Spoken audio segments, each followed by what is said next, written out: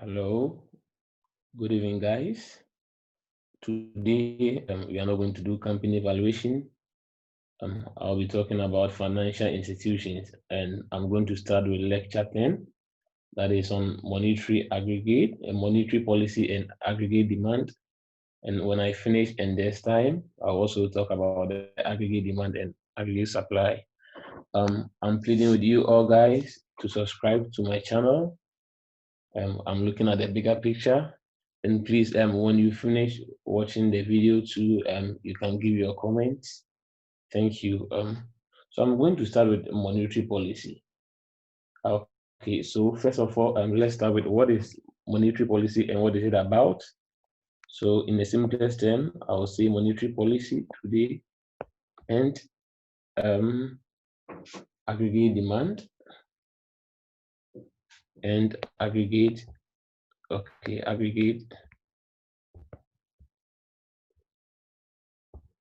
demand. All right. Okay. So the story I'm going to talk about today. Sorry, let me check if everything is all right. Okay, great. Right. Yeah. So let me start off by writing what the monetary policy equation or the formula. So let's say monetary policy into this point R. I'll call it R, or let's say R is equals to this plus lambda, then inflation, where R is equals to real interest rate.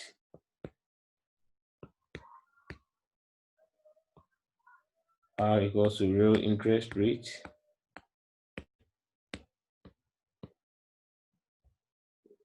This big R, the R bar is also equals to the autonomous component. Autonomous component. Autonomous component of R. And this is also equals to inflation. Inflation. And lambda is also equals to responsiveness.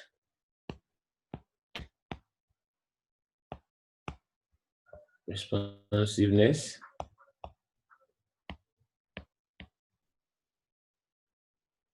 of R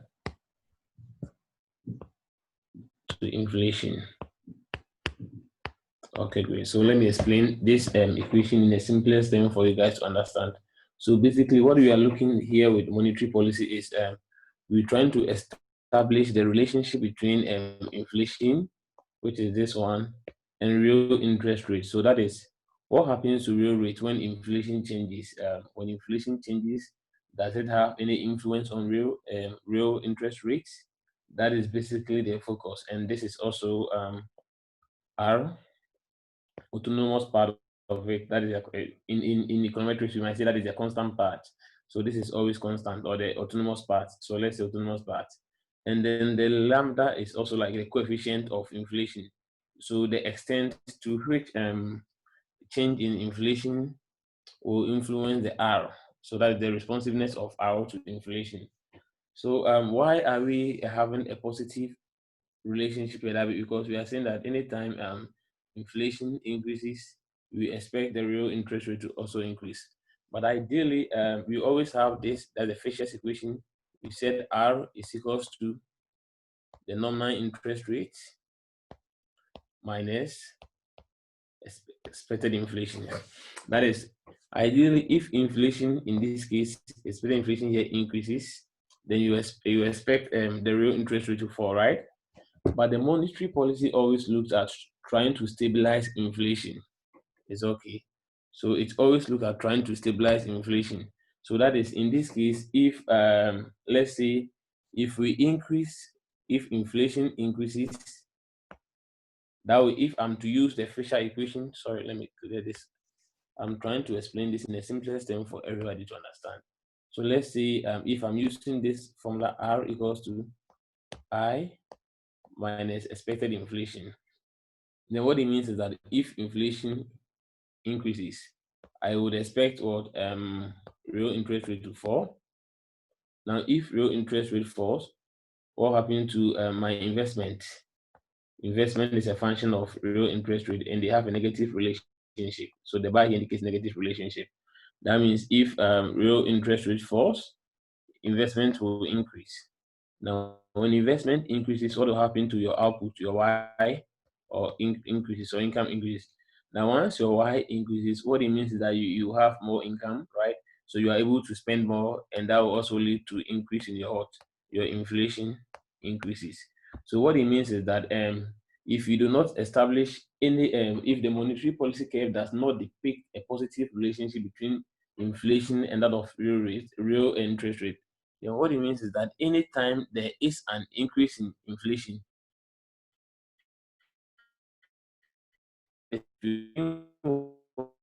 inflation increases, the central bank introduces a policy, that the monetary policy or monetary cap in this case, to help them to what? Bring back the inflation down.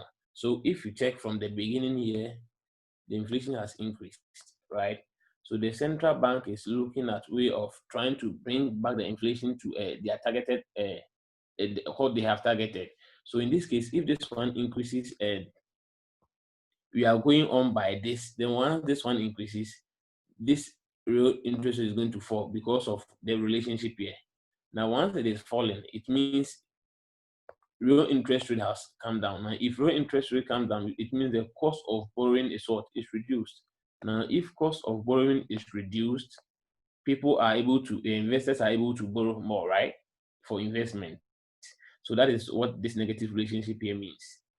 Because if real interest has gone down, that means the cost of borrowing has also come down. Now, if the cost of borrowing has come down, that means people can now borrow more. Now, once they borrow more to invest, it means investment will go up. Now, if you remember the component of Y, we said Y is equals to consumption plus investment plus government expenditure and then plus net exports, right? So if investment goes up here, what it means, this side will also go up. Now, if this expression has gone up, then it means Y will also go up. So that is depicting the positive relationship here. Now, once Y goes up, now it means the people have more income at their disposal. Now, if they have more income at their disposal, then you expect them to spend more, right? So once they are buying more, that means that will put pressure on prices and the inflation goes up.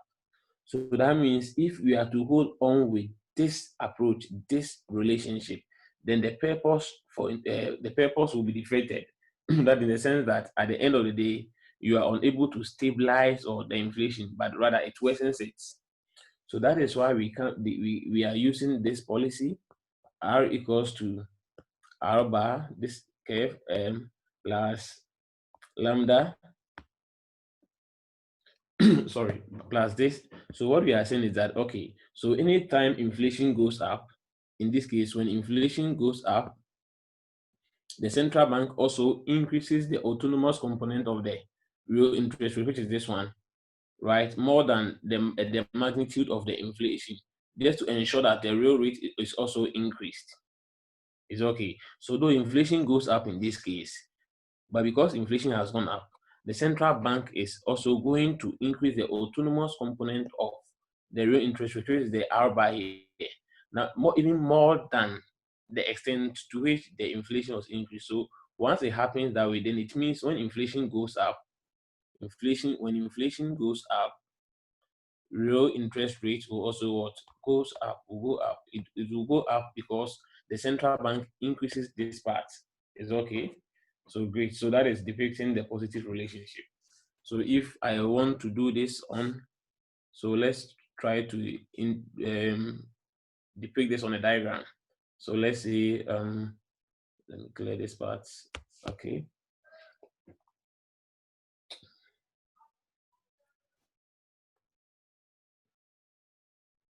Great. So when I draw my curve here, always let's plot the dependent variable here, R, and let me plot my inflation here. So I'll call this inflation. So let's say when I have my inflation equals 1.1%, let's say my real interest rate is 1.5%. So that means they are going to be here. And when inflation goes to 2.0, because we have agreed that anytime inflation goes up, real interest rate also goes up, right? 2.0. So let's say it also goes to 2%. So in percentages. And if it goes to 3% here, let's say it also goes to 2.5% here, right? So we have it like this and this. So there's going to be this. I draw a line to pass through this. So this becomes my monetary policy. So the monetary policy is looking at what happens to inflation. It's trying to establish the relationship between inflation and that of real interest rate. So now we have established that when inflation goes up, so when inflation moves from 1.0 to 2%, the real interest rate also moves from 1.5 to 2%. And when it moves from 2% to 3%, this also increases to what, 2.5%. That means anytime inflation goes up, real interest rate also goes up. So this is what we call the monetary policy curve. Great. So now, so look at something. So after this, the next thing that we look at is so we know that we have established our line as the relationship is positive. This. Now the next question that we are asking ourselves is what can cause the monetary policy curve to shift, right? Now this is the formula for monetary policy, or this is the equation. R is equals to this. R is equals to R bar plus lambda and the inflation, right? Now, when we are drawing this curve, you look at something. Look at this one. Take this one very important. It's very necessary. Look at something. Anytime when I'm looking at what happens to inflation and what happens to real interest rate when inflation changes, I'm assuming this one is constant, right? I'm assuming this one is constant. So I rather assume this one is constant and looks at the relationship between the inflation and that of the real interest rate, right? So the moment I change, so let's say if I plot this one and let's say R bar is equals to, sorry, if real interest rate is equals to, let's say R is equals to 1 plus, let's say 2 inflation, right? So great. So in this case, supposing when inflation is equals to 0, right? So when inflation is equal to 0, then it means R will start from what? R equals to 1, because here it's 0, so come R equals to 1. So let's say we have our real interest as 1 will be somewhere here, right? So when I'm going to draw the graph, it will start from this up and go. Is okay? Now let's say, supposing now this one has also changed to 2. The autonomous part of the real interest rate has now changed to 2. That means this one is no longer 1, is 2. That means if inflation is equal to 0, then what happens to R? R becomes 2, which is start from here and it goes. So at the end of the day, then what we are saying is that what will cause the monetary policy to shift is determined by the autonomous component of the real interest rate, right? So let's say if now the central bank notice that inflation is going up and they decide to increase the autonomous part of what? The autonomous part of the real interest rate, that is the R bar here. Now, once the R bar is increased, we call it a tighten monetary policy. That will shift. So let me come back again, sir.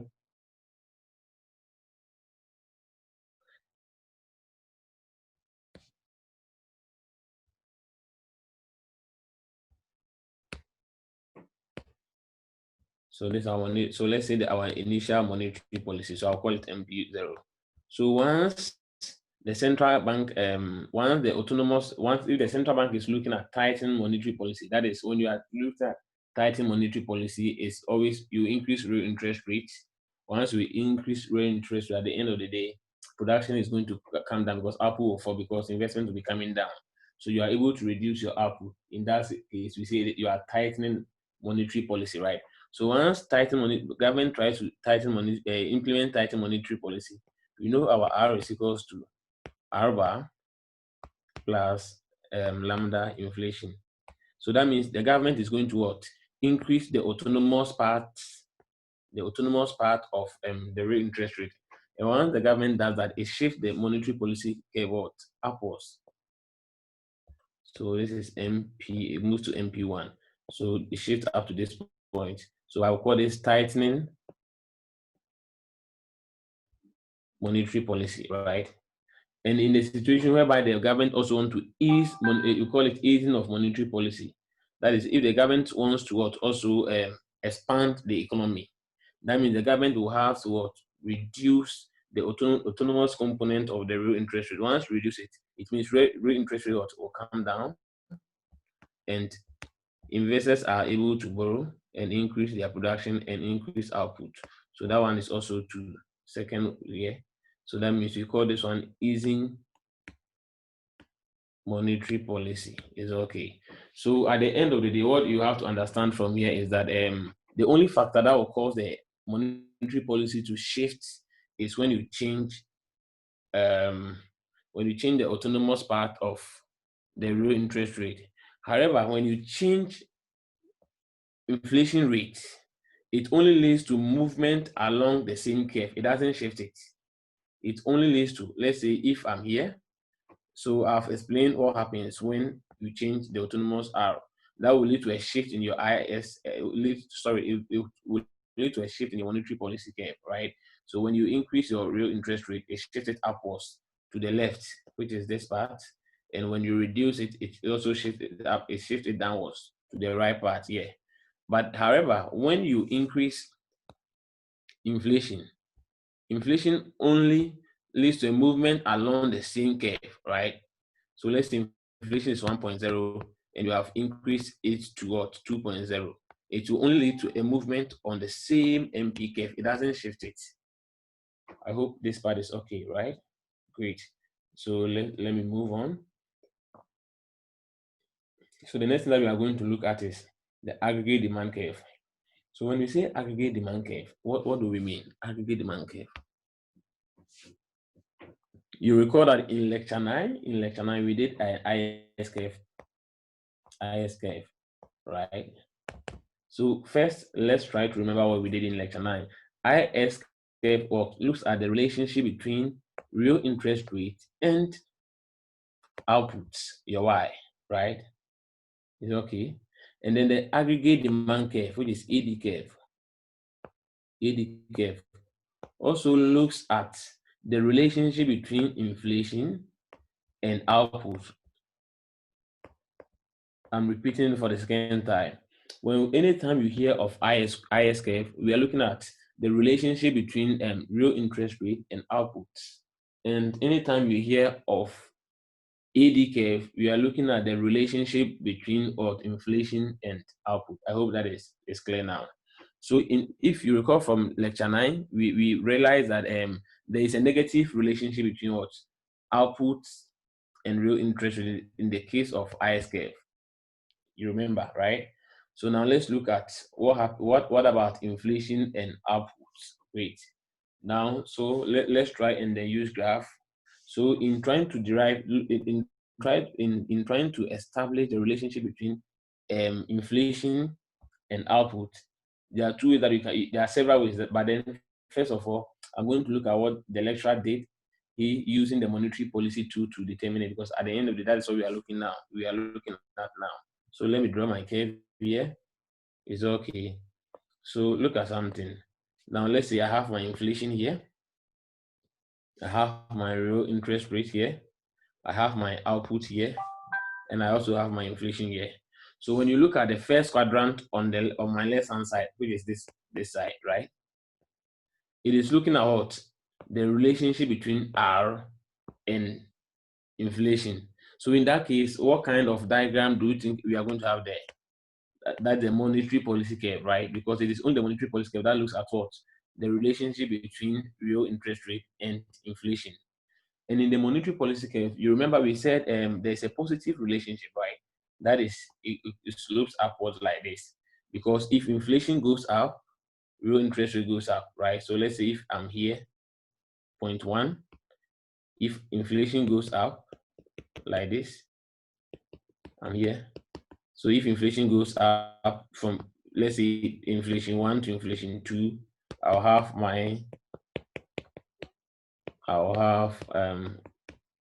real interest rate also going up. It's okay. Great. Now, when you come to this point too, we also said what we are looking at y. This also is looking at the relationship between y and r. And anytime that you're looking at the relationship between I and r, it is what we call that one also IS curve. So this one is the monetary policy curve, and this one is what the IS curve. Is it okay? So this is the IS curve. Now look at something. So if inflation is here, so real interest rate, let's say inflation here, 1, this becomes R1 because it corresponds to this one. So I will have it to be here. It's okay. So that means I'll come here. So sorry. What is happening? Great. Now, if inflation goes up to 2, right? What happens to real interest rate is also goes up to real interest rate too, right? Now, once this goes up to 2, you plot it up to this point and you draw it downwards, right? So this is y1 and this is y2. So what has happened? Because inflation went up from inflation 0.1 to 0.2, which is R, so R increased from R1 to R2. We said anytime R increases, what happens to Y? Y falls, and that is depicting what the relationship between R and Y. So in this case, the IS curve. Great. Now this point is also so when you come to the second quadrant, the third quadrant. So this is my first quadrant. This is my second quadrant. So when you come to the third quadrant, which is this one, it is also looking at what the relationship between prices and what we're looking at the relationship between prices and outputs. Is okay. Now let me try and then use the mathematics to solve that, and after that we come and then depict it here so that you understand. So let me go to a new curve. So if you remember, when we were solving for the IS curve, we said y is equals to, from the lecture 9, I'm quoting what we did in lecture 9, autonomous consumption plus autonomous investment plus D financial friction plus net export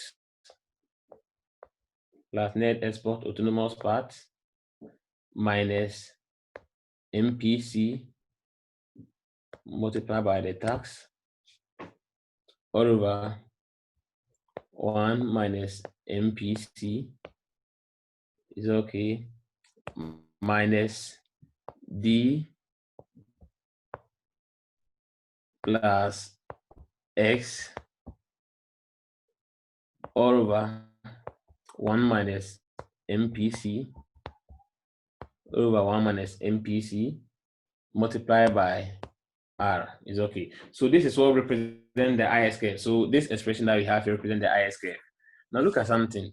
We also know that from the monetary policy, we know that R is equals to what? R autonomous plus lambda inflation, right? So we can replace this. I'll call this equation 2. Then I can replace this equation in what? In the IS curve. Now, if you remember, look at something.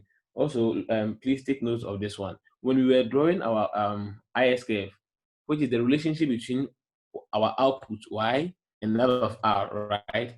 In any time that we are looking at this relationship, we assume that this part, that is autonomous C, I, DF, NX, and what have you here, they are all constants. So we assume that if these things are constant, what is the relationship between R and Y, and we plot it, right? So anytime there is a change in this component, which we are assuming them to be constant, anytime that there is a change, it shifts the IS curve. It shifts the IS curve. So if, for instance, if you increase consumption, it's going to shift the IS curve to a rightward direction so that you increase your Y. And if you also shift, if it goes downward, it's going to shift it inwards so that our Y also falls, right? So great. So in this case, I'm looking at the relationship between this. Now I can replace this R with the monetary policy equation here so that I'll have it to be, so I'm going to call this whole expression A, so that I'll have Y is equals to A plus, sorry, it's minus A. I'm going to have it as A. I'm going to have this as A minus D plus X into bracket 1 minus MPC, 1 minus MPC into bracket. Instead of the R, I'll now write autonomous bar plus inflation. Yeah, great.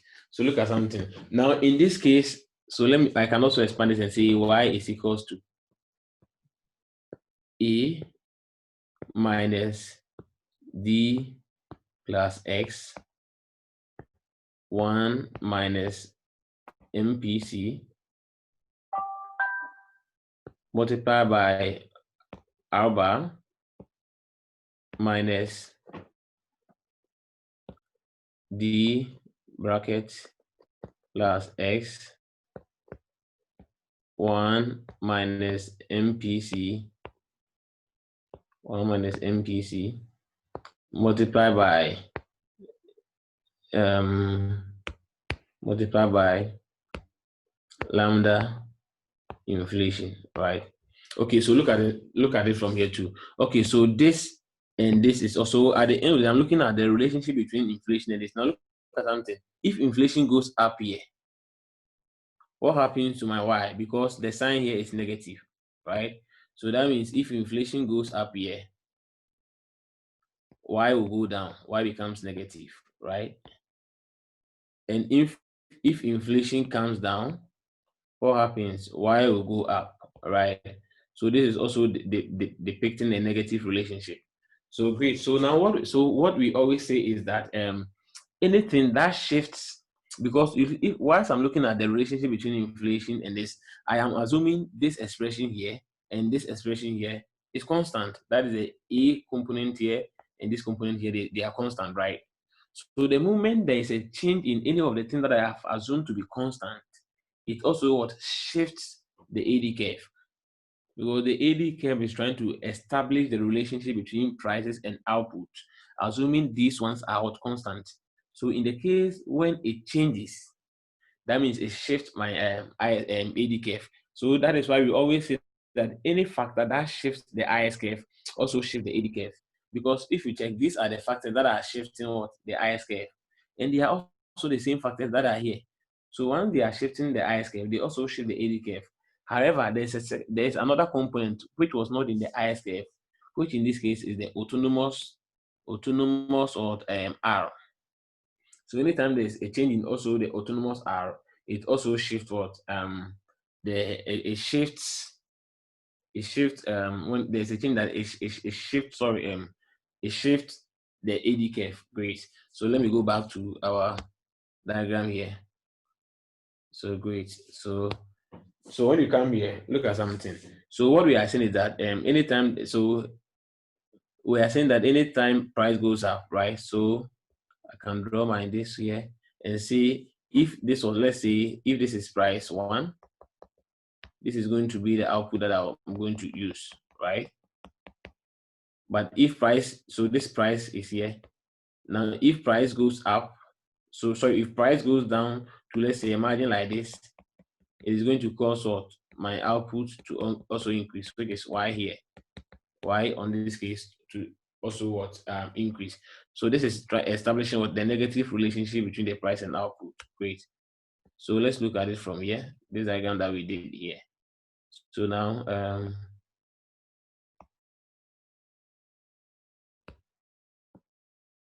so this is the diagram. So look at something. In this case, this was inflation, right? So this was inflation, and inflation was here.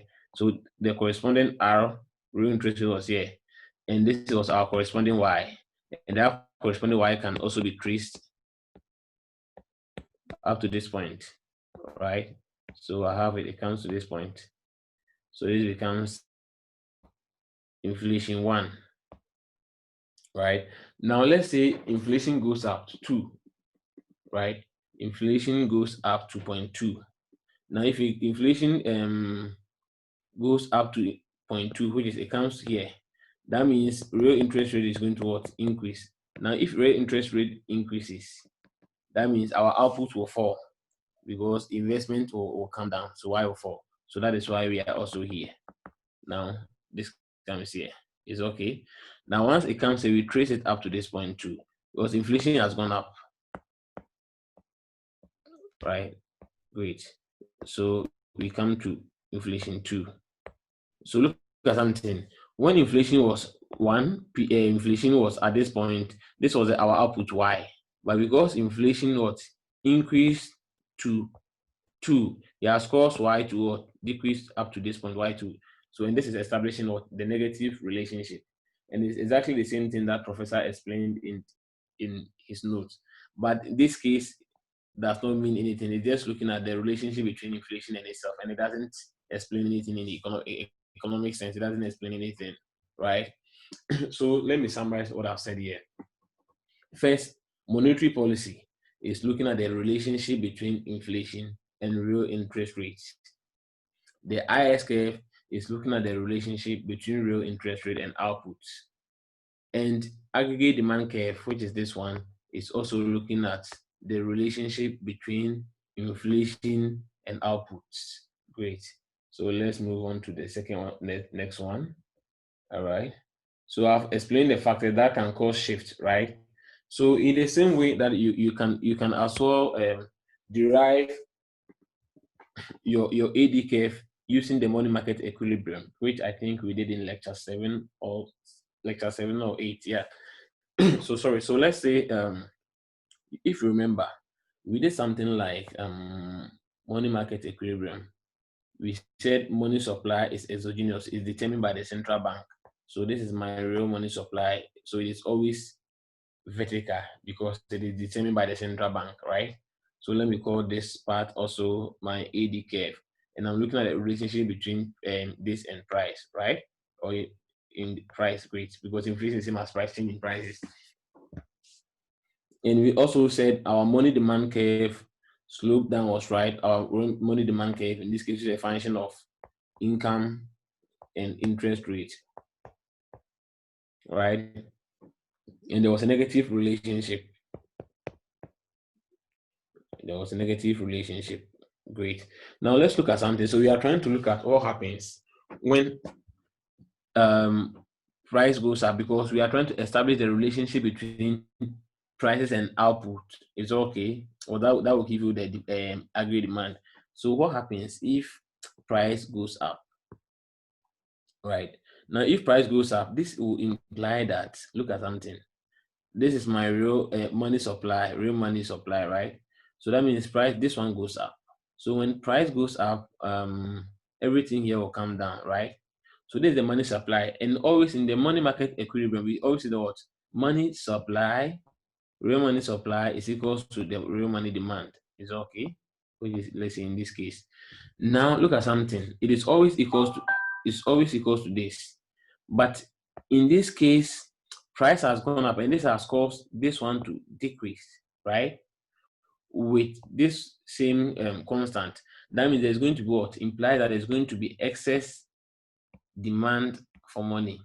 There's going to be excess demand for money, right? That is the number of people that are going to demand money will exceed the amount of money that we are supplying in the system. When the demand for money exceeds the supply, what happens to the interest rate here? So sorry. So once in this case, that means this one is going to fall, right? That means it will shift downwards here. It will shift leftwards. Now once it shifts leftwards, so it comes to, let's say this is the new MP1, right? So this becomes our new R. It becomes our new R. So R has increased, right? And it makes sense because look at something. So let me also establish this point here. Let's say we are going to say it has a negative relationship, right? So let's say at the initial points that we're given, we have here. So I'll call this, I'll call this Y0 and I'll call this R0. So Y0, R0, right? Great. Now we're looking at what happens to this curve when there is an increase in price. Now, so because price has gone up, which is this one, and this is real money supply is the same as money over price, right? Now, because price has gone down, this whole expression is going to come down. Now, if this expression comes down, you know, in the money market equilibrium, real money demand is equal to is the same as what? Real money supply. Real money demand is real money supply, yes. Now, in this case, we are having the real money supply to come down. That means this one is no more the same as this, but it's rather less than. So M over P is now less than M over D, right? That's what you're going to have. That means the number of people that are demanding money is more than the amount of money that the central bank is supplying. Now, when the such situation occurs, what happens?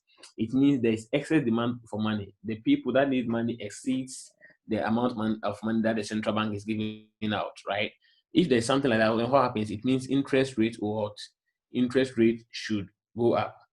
Now, once interest rate goes up, that is why the real interest rate has gone up here, right? So once the real interest rate goes up, what happens to our investment? So that means excess demand of money, which implies that real interest rates will go up. Sorry if the writing is not legible. My pen is not that good. I'm sorry. So that means what it means here is that interest rate has gone up. Now, once the real interest rate goes up, right? It means investment will what? Fall because the cost of borrowing is now the cost of borrowing is now high. So investment will fall. Once investment falls, it means Y will come down, right? Because we said Y is equal to consumption plus investment plus government expenditure plus net export. So let's trade this again and see. So once this one goes up, it comes here, right? Then you trace it downwards. So you come to Y2, right? So you can see Y has fallen from Y1 to Y2. Is okay. And the same thing applies here. So let's say we still have our R0. Now let's say I looked at the situation whereby price has increased. Now if price decreases, what happens? If price decreases, what it implies is that M over P, right? This one has decreased. So this one is going to increase. Now, once this increase, because money demand is also constant, right? It means money supply over real money supply will be greater than money demand, right? Which in this case implies there is going to be what? Excess supply of money. Now, when there's excess supply of money, what happens? It means interest rate what? Should come down because great. So that means this one is going to shift here. M over P2. That is when our interest rate that is when our price decreases, right? So we have it to be here, right? So we have R. In this case, we have R2. Great. Now, once real interest rate, you can also trace it on this one. Now, if you trace it, you see, it come here.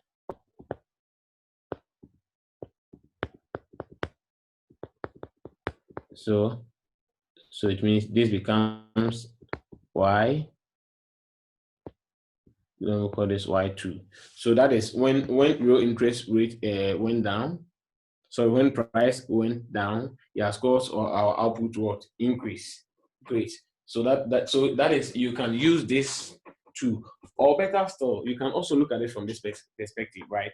So with what I'm doing now, I'm looking at it from the perspective that when real interest rate when price goes up, it is only going to affect Y through what? Investment. That is what I'm assuming. But it's also possible to analyze it from depreciation perspective. Depreciation of exchange rates, right? Which we also did. We also did this one in I think lecture 6. I'm not too sure. So let's look at that also. Look at something. Now we have agreed that when price goes up, we are going to have what? Our real money supply falling, right? That means there is going to be what? Excess demand for money. Now, when there's excess demand for money, what happens? When there's excess demand of money, interest rate goes up. So let's say I'm using Ghana. So interest rate on Ghana goes up, right? So that is interest rate on Ghana goes up. Now, if interest rate on Ghana goes up, let's say we have, if you remember when we were looking at lecture 6, we when you have you want to do an investment, when you want to invest in euro bond and then that of dollar bond, right? We said the interest rate parity says that always the interest on domestic investment should be equal to the interest on the foreign interest on the foreign investment, right?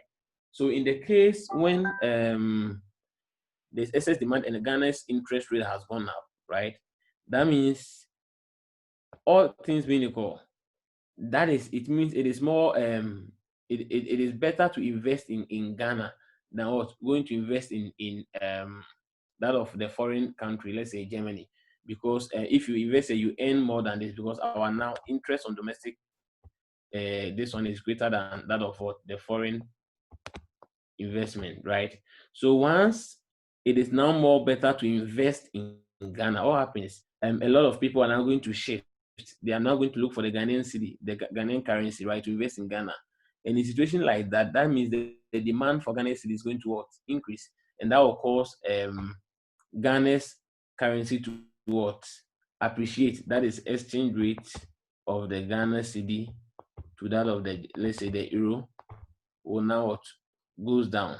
Now when it goes down, it means it has appreciated, right? So it goes down, that is appreciate, right?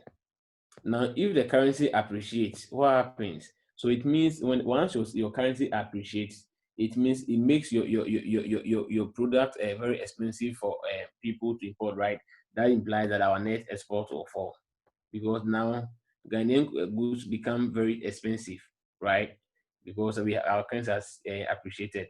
Then once it's expensive, and then at the export, our next export is going to fall, right? And they fall, so that implies that what happens to your output will also fall. So you get it. So you can decide to explain it using the investment channel or using the net export channel, right? So great. So that's what I'm looking at. So let's look at the situation whereby shifting the IS curve. Great. So let's say there's a hike in government spending. So looking using the man's so let me clear this part because I don't have enough space. Great.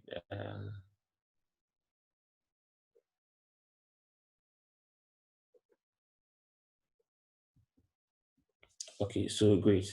So let's look at this. So the same thing that we did, we had this. This is our monetary policy, looking at inflation and real interest rates. And this is our IS curve, looking at IS0. So we have Y, and this is our AD0, which is looking at our AD0, which is looking at inflation, and then prices. Okay. Now let's say we have this inflation here.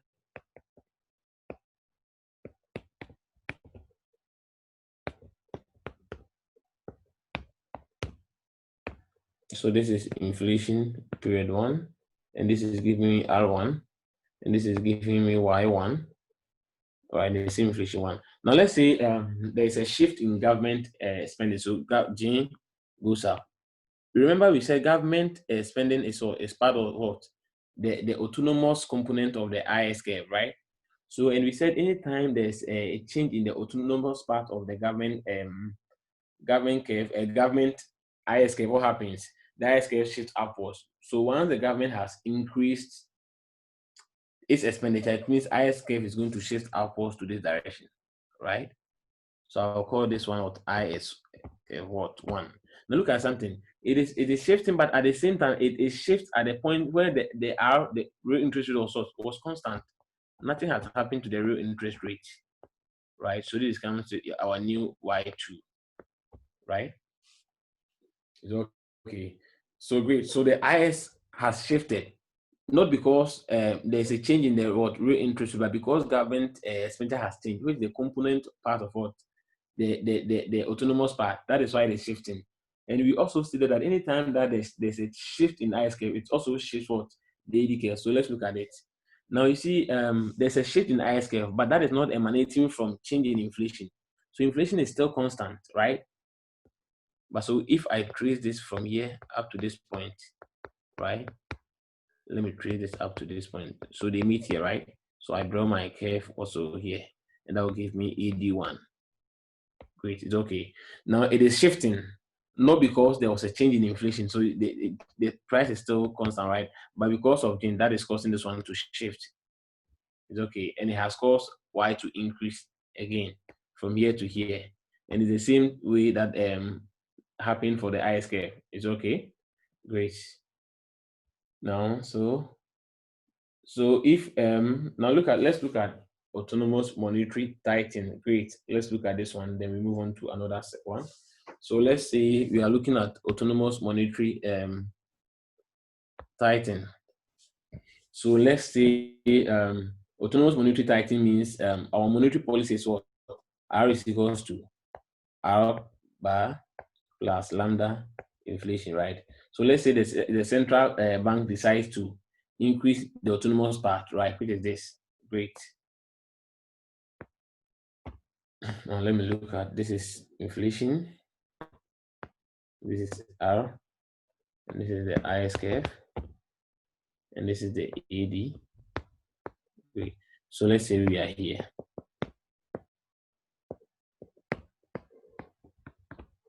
We are here. So I'll call this R0, Y0 is okay. And I'll call this one also great. Okay, great. And this one is inflation 0.0. But you remember, we said anytime there's a change in the autonomous part of what the R or the monetary policy, it shifts what? The monetary policy curve. Now, in this case, this one has increased. So it's going to shift the monetary policy curve upwards. So this is MP1, also MP0, and it has shifted to what? MP1, right? And that gives us a higher interest rate here, right? Now, once there's a higher interest rate, look at something. So this comes here, and it doesn't shift. It doesn't shift the IS curve. Why? It doesn't shift the IS curve because when there is a shift in this, it is also leading to what? An increase in the R. Because once this goes up, the R increases. But if the R is increasing, then we are looking at the relationship between what?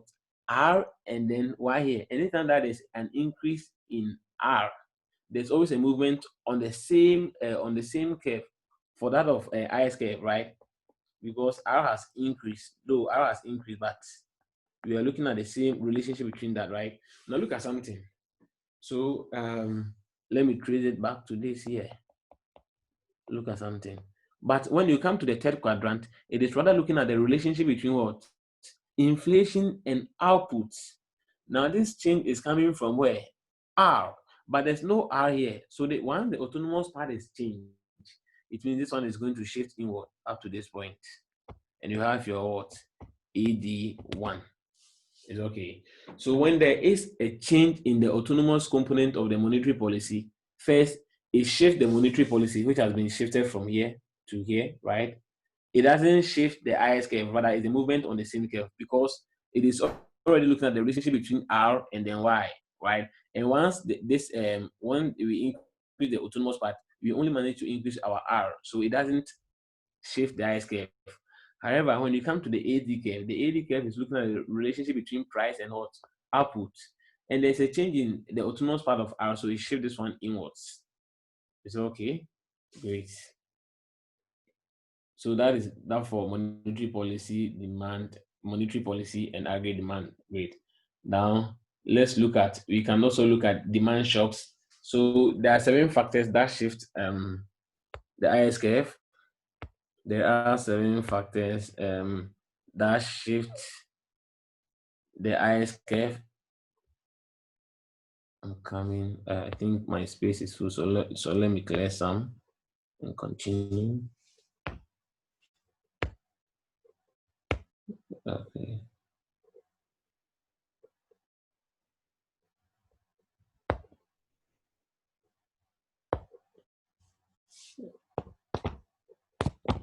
All right.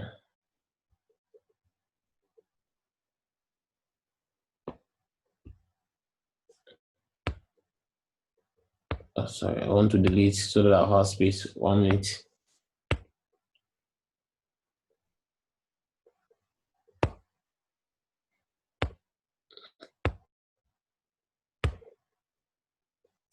Okay, so let me come back to this one. Great. So we are seeing that there are 7 factors that shape the AD curve, right? So we said the autonomous one. The first one is autonomous part of the monetary policy.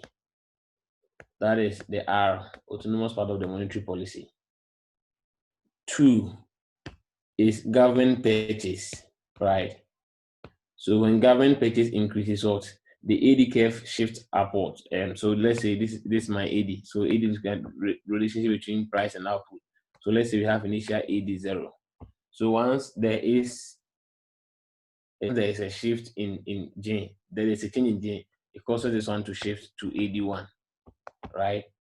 And the third one is also, and the reverse works for that of when there's a decrease in government expenditure or purchases, it also called the AD to shift inwards. And you can do the same thing for taxes. When government increases taxes, it means our disposable income decreases, and that will cause our AD to shift inwards. And we have autonomous net export. So when autonomous net export increases, AD shifts rightwards. And it goes on. The next one is consumer autonomous consumption, investment, and financial friction, which I think you can work on that. It's okay. So yeah. So what I'm going to look at now is aggregate supply curve. So that means we finished with the AD. So we've done the monetary policy. We've done that of the AD. We are now looking at AS, aggregate supply, right? Now we're looking at aggregate supply. So we said aggregate supply curve is also written like this: expected inflation plus lambda into bracket y minus y potential plus this. So where the first component, which is this one, represents what the price, this is the expected inflation, right? And this expression here represents the output gap, and this one represents the price shocks. Is okay. So then the lambda now represents what the responsiveness of output gap or inflation sensitivity to output gap. So look at something. So this is also looking at the relationship between what inflation and that of what output. The same thing. Aggregate supply looks at what happens to prices, and so this prices and what output, right? So what it means is that if I'm going to look at the relationship between prices and output, I always assume that what this one is constant, this one is constant, and even this one is also constant, right? So it means anytime there's a change in any of these ones, this, and then this, it leads to what? A shift in the ES curve. So let's see if there is when expected inflation goes up, the ES curve is going to shift what upwards. So this, we call this the short run aggregate supply curve, right? So this is called the short run aggregate supply curve. Is okay. So when expected inflation, when there's a change in expected inflation, it causes the ES to shift, short run aggregate supply to shift. And when there's a change in this one, price shocks too, the same thing happens, right? And when there's a consistent change, the consistent change in the output gap, it also causes the aggregate supply curve to shift. Is okay? Great. Now the next one that we look at is the long run. So the aggregate supply curves also goes like this. This is your inflation, this is your output, and it also has upward sloping, right? It's okay. So this is measuring inflation, right? And we also have the long run aggregate supply curve, and the long run aggregate supply curve is also determined by the production function, right? So we say that in the that production function, so that means in the long run, it is only when there's a change in our capital. So let's see, I'll write it as production function is the same as what y equals to, I'm using the Cobb-Douglas, alpha k alpha L1 minus alpha, which let's see, we can say y is a function of capital and this, right? So what it means that in the long run, It is only when there's a change in either the number of labor used, stock of capital, and that of the available technology that will cause a shift in the long run supply curve, right? So the long run supply curve is also like this, vertical. The long run supply curve, right? It's like this. Great. So in this case, when let's say, so this becomes my, let's say, y potential. Great. So let's say in the long run, if there's a change, capital stock of capital or amount of capital increases, it is going to shift the long run curve here. So I have long run is right, so that my output will increase. And if there's a decrease in stock of capital, it also shifts it up to this point, right? So in the long run, in the long run, the curve is always shifted by or changing E, P, or L. That's what we mean here. Is it okay? Yeah, okay. Great. Great. Okay. So now we are going to look at so that is if in the simplest term,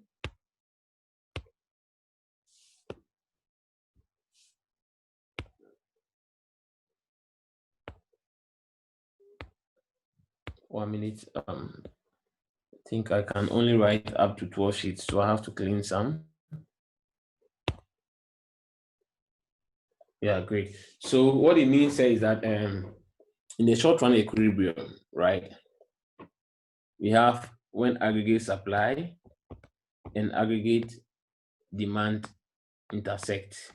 So we call this one equilibrium output, Y star, and this one is equilibrium price, right? Great.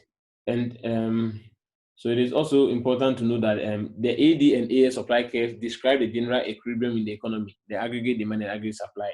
That is what describes the general equilibrium in an economy. Great. So we are going to look at situation whereby, so please, from here, I think you have to pay attention from here. So let's say from here, let me draw this curve here and explain it. I have, this is my short run aggregate supply curve 0, and this is my AD curve at point AD0, right? And this is my long run aggregate supply curve at this point, right? So look at something.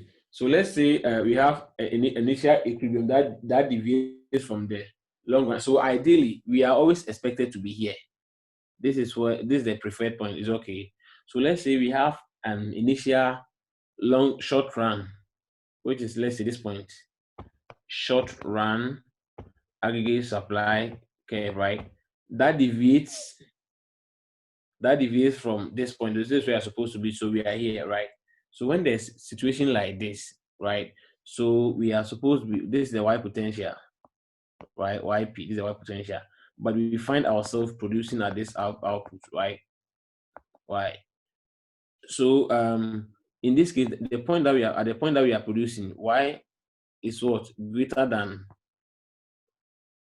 YP. Is okay, Y potential.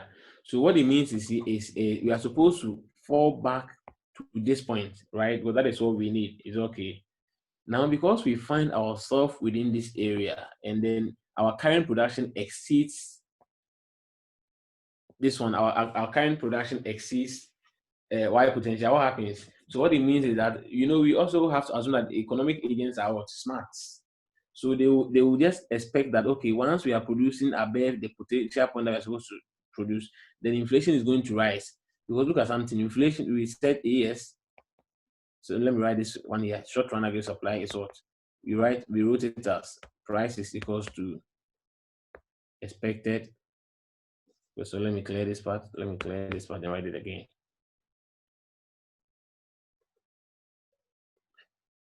Okay, so we said this is equals to expected inflation plus lambda Y minus Y output plus price shock is okay.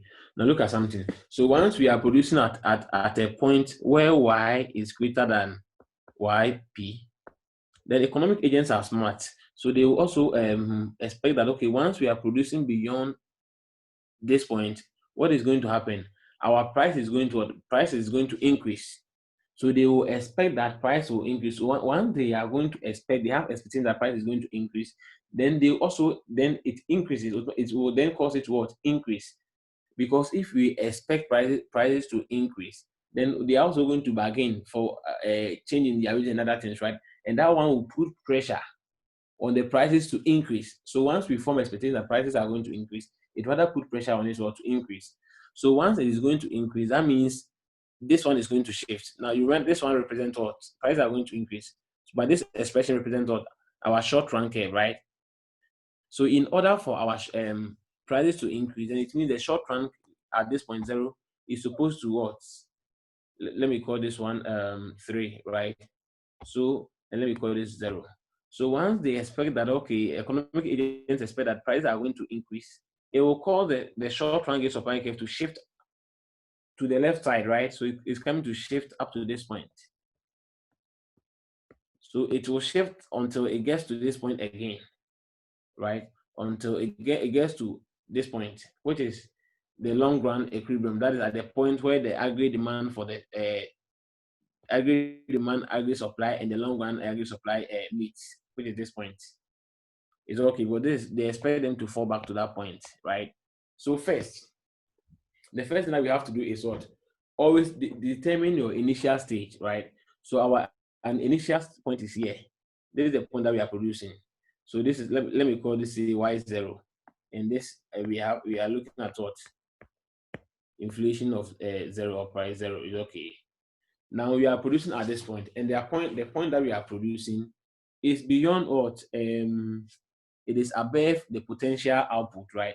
So once it is above the potential output, economic agents are also smart. So they will, okay, assume that, okay, once the economy is producing above the potential output, then we expect that the inflation will increase. Now, once they form expectation that the inflation is going to increase, it will then put pressure on what? They are also going to adjust even if they are going to demand for their wages, they are going to bid for higher wages and other things, right? And that will put pressure on the wage. Once the wages goes up, it puts pressure on prices to what? Increase. And through that, this will cause what? So once the price goes up here, and this expression represents what? The aggregate short run aggregate supply curve, right? Now, in order for price to go up, it means the short run is supposed to shift what? Leftwards. So it will shift until it gets to this point where the economy will now produce at the point where the same as well the potential, y potential. So that when you check the lecturer's lecture 38, that is what he tried to explain there. So I hope whilst you are watching this video, compare that with what the lecturer did, so that you can follow it, right? So let's look at a similar situation whereby the economy is also producing below the potential output. Is okay. So let's say we are here. So let me clear this again. Great. So let's say I draw this. Now I'll have long run aggregate supply, and we are here. And so this is short run aggregate supply, and then this is the aggregate demand. So I'll call this AD0, short run aggregate supply 0, long run aggregate supply 0, right? So this is the position that we're supposed to be, right? In the long run, this is where it's supposed to be. Now let's say the economy is producing at this point, right? So I'll call this, right, also short run aggregate supply. Let's say I'll call this part 1. Is okay. Now once we are here, let's look at something. So the economy is producing at this point. This is the inflation, right? Now this is the inflation, and this is the output that we are producing, right? So like I said, so in this case, the Y potential is above what? The Y potential is above our current production, right? So once it's above our current production, when you write the same aggregate supply from a curve again, you're going to have expected inflation plus what? Lambda Y minus Y potential plus the price shock. Great. Now when you look at something, check something. We are producing at this point above the point that we are producing is above this, right? So once we are producing below the potential output that we expect to have, then the economic agents are smart. They will know that, oh, once the economy is producing below this potential output, then they will expect what prices to what fall. Now that is if prices are that means this is going to fall. They expect prices to fall. Now once this one falls, price expectation is falling, so it's going to cause what the short run aggregate supply to shift inwards to the right side. Is okay. So it is going to shift inward to the right side. So the aggregate supply curve will shift. It will shift. So once we are here, it will shift until it gets back to this point. Once it gets to this point, it becomes stable, right? So when you check the table, he gave it was shifting this one, let's say AS2, it will shift until it gets to this point. When it gets to this point, then it stops, right? So I've analyzed the situation whereby the economy is producing above the potential output, right? And the situation whereby it is also producing below the potential output. Great. So yeah, what again? Okay, great. Now let's look at this situation. Okay, so I've analyzed one. So let's look at the situation. So we have three curves, right? Now I'm looking at what happens to situation whereby there's a change, a shift in aggregate demand curve. Because we have aggregate demand curve and we have short run aggregate supply curve and a long run aggregate supply curve. So let's look at when there's a positive demand shock, right? Okay, so let me draw my diagram first. Let me draw my diagram first. So I'll have AD. Okay, so I'll stop at 1 hour 30 minutes time and continue later. So this is AD. This is AD0. This is ES0. And this is long run aggregate supply 0, right? So I'll call this part inflation at 0.0.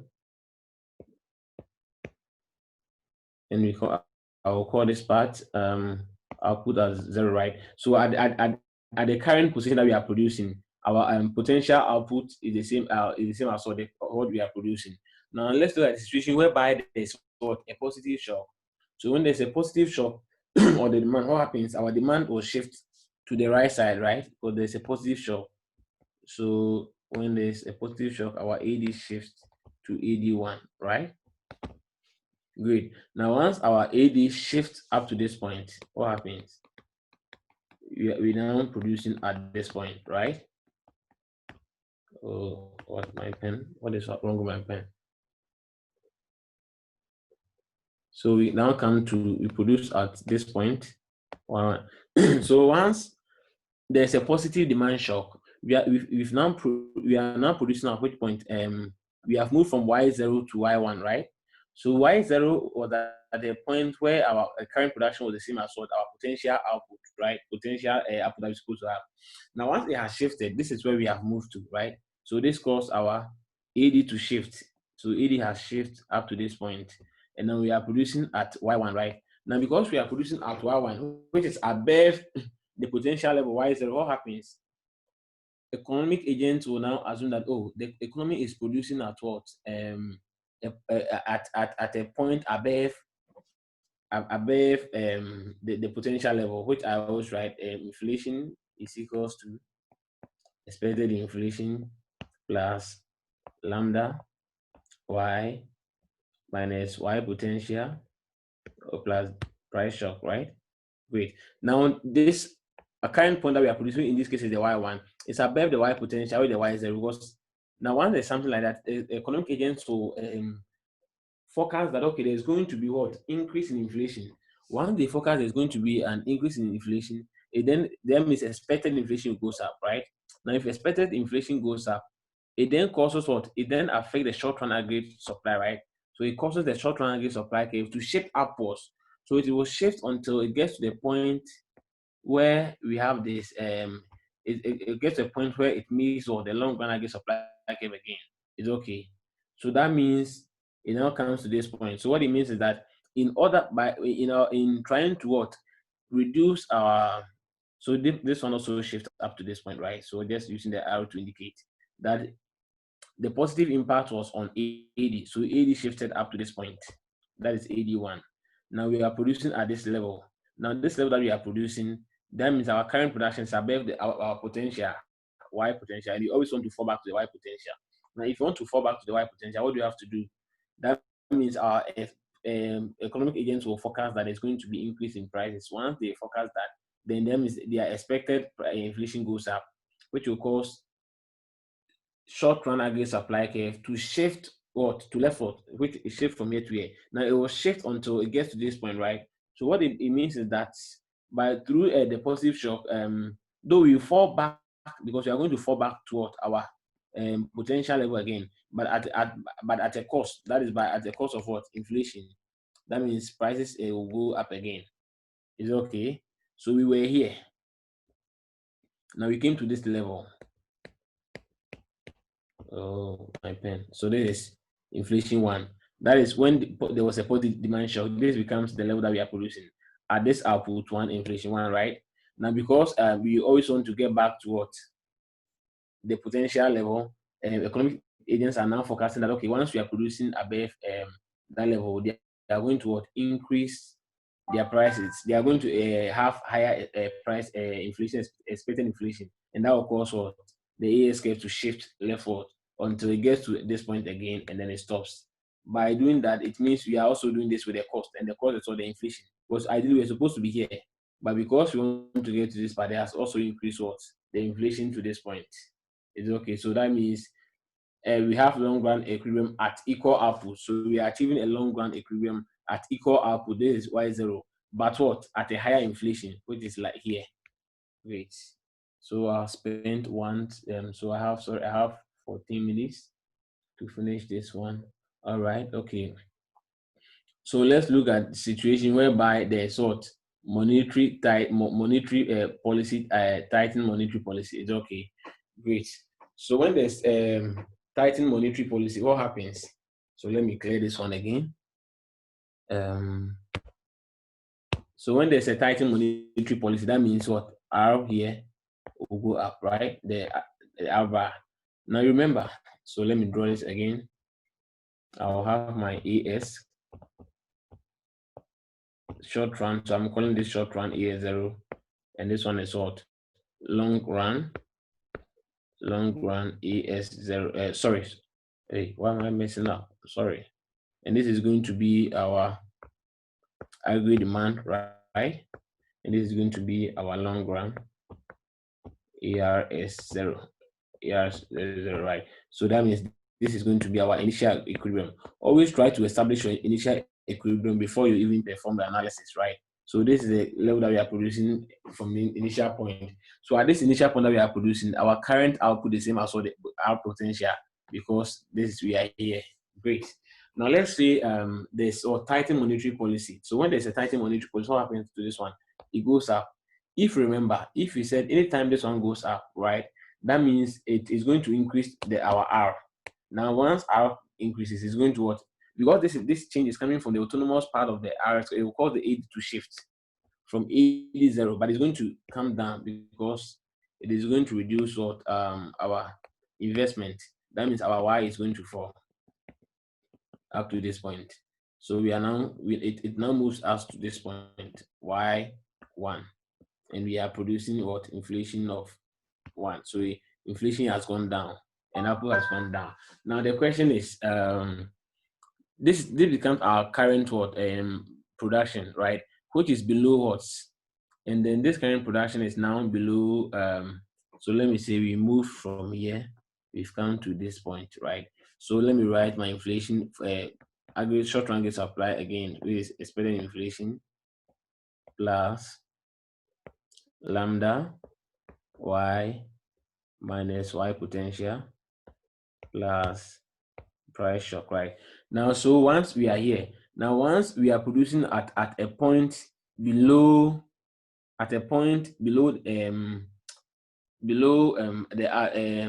potential level, economic agents will forecast that, okay, if the economy is now producing at a point that is below the potential level, then we are going to expect inflation to come down in future. Now, the ones they are going to expect inflation to come down in future, that means this one will shift downwards. Now, if this one shift downwards, it means it's going to shift what? The short-run aggregate supply curve. I told you guys that anytime there's a change in this and this and this, it shifts what? If there's a change in the expected inflation, output gap, and then price shock, a shift or the short-run aggregate supply curve. Now, once they are saying that, okay, they expect, because they've noticed the economy is producing at a point that is below the potential level, then they expect it to what? Shift the inflation downwards. Once the inflation shift down, they expect inflation to come. That means it's going to shift the aggregate supply curve downwards. So it will shift the aggregate supply curve until it gets back to what? The potential level again. That is at the short run level of this at 2, right? So it is going to shift backward, but also at a cost by what? Reducing prices. It's okay. So that means in order for us to also maintain the same level of, it is going to cause what? Prices to come down further from this one up to this point. Is it okay? So yeah, I think I've spent great. Okay, not going to bombard you guys more, but I think with what I've done, okay, so I think with what I've done now, you should be able to analyze the rest, and I'll try to also solve. Okay, so I think should I? Okay, then maybe I think I only have two. Let me see. Okay, okay, all right. 1 minute. Okay, so now so far what we've done, the main conclusion here is that okay. So okay, let me check. Okay, so you have to take notice of this one. So when there's temporal when there is temporal supply shock, when there's some temporal supply shock, then it is going to shift. Then it shifts short run aggregate supply curve, and when there's a permanent supply, when there's a permanent supply shock, that also shifts the long run aggregate supply curve. All right, okay, so guys, I'm going to end the discussion here. I'll also solve the questions and the activity that he gave to us. Okay, so I'm going to look at tasks 21 and 23 in my next video, so that at least if you are unable to get this, you can follow it and then at least understand it. Thank you.